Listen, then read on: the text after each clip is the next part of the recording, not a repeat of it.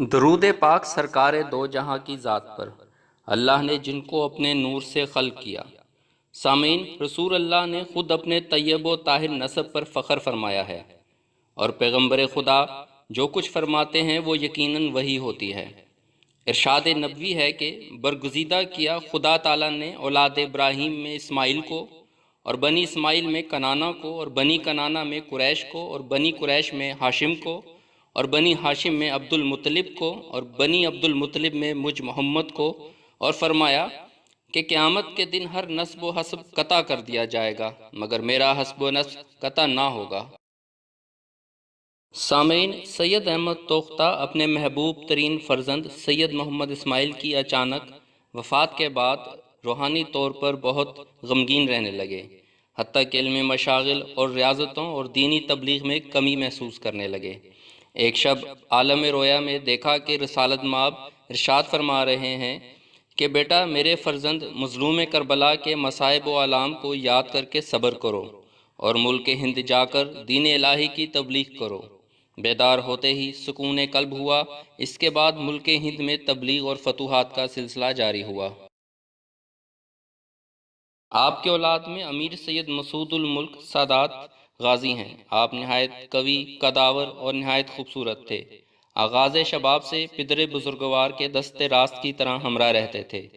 مارکا چتوڑ گڑھ کی فتحیابی کے بعد شاہان اسلام قدر و منزلت کی نظر سے دیکھ کر اپنا خاص وفادار اور حکومت وقت کا مددگار جانتے تھے۔ جب 725 سنہ ہجری میں سلطان محمد ثانی بن تغلق تخت نشین ہوا تو آپ کو اپنا مقرب خاص سپہ سالار مقرر کیا۔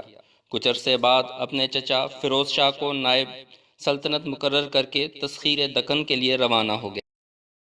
بادشاہ نے دہلی پایا تخت چھوڑ کر جو غلطی کی، اس کے نتیجے میں صوبہ جات حکمران بغاوت پر آمادہ ہو گئے۔ سلطنت میں بغاوت کا آغاز شروع ہو گیا۔ یہ مقام بنارس سے تقریباً 22 کوس جانب مشرق تھا۔ یہ راجہ نہایت ظالم اور خونخوار انسان تھا، اور بالخصوص مسلمانوں کا جانی دشمن تھا۔ اس نے گرد و نواح کے مسلمانوں پر طرح طرح کے مظالم ڈھائے، اور جو بھی مسلمان تنہا مل جاتا قتل کرا دیتا۔ ایک دن ایک بڑھیا اپنی لڑکی کے ساتھ کسی گاؤں جا رہی تھی۔ مسلمان ضعیفہ کو زد و کوب کیا اور لڑکی کو جبراً چھین لیا۔ ضعیفہ نے سارا واقعہ اپنے وارثان کو بتایا، اور یہ لوگ دہلی پہنچے اور فیروز شاہ کو راجہ کے مظالم کی داستانیں سنانے۔ فیروز شاہ نے سید مسعود کو فوج دے کر راجہ کی سرکوبی کے لیے روانہ کیا۔ سید مسعود اپنے بیٹوں اور فوج کے ساتھ کاشٹوٹ پہنچے۔ اسلامی لشکر دیکھ کر راجہ اپنا لشکر لے کر مد مقابل ہوا۔ پہلے سید مسعود نے راجہ کو نصیحت کی، لیکن اس نے گستاخانہ جواب دیے۔ بالآخر سید مسعود اپنے بیٹوں کے ساتھ لشکر کفار میں گھس گئے اور کفار کا صفایا کرنے لگے، اور لشکر اسلام نہایت جواں مردی سے لڑ رہا تھا۔ سید مسعود اور ان کے بیٹے کفار لشکر کو چیرتے پھاڑتے راجہ کے ہاتھی کے قریب پہنچ گئے۔ ہاتھی کی سونڈ کاٹ کر راجہ کو قتل کر دیا۔ راجہ کو دیکھ کر کفار میں بھگدڑ مچ گئی، اور قلعے میں داخل ہو کر ضعیفہ کی لڑکی کو تلاش کر لیا اور قلعے پر اسلامی پرچم لہرایا۔ بادشاہ دہلی یہ سن کر بہت خوش ہوا۔ 730 سنہ ہجری میں ہوئی اس جنگ میں آپ کا صاحبزادہ سید راجہ شہید ہوا، اور جس جگہ قبر ہے مسعود گھاٹ برلب دریا گنگا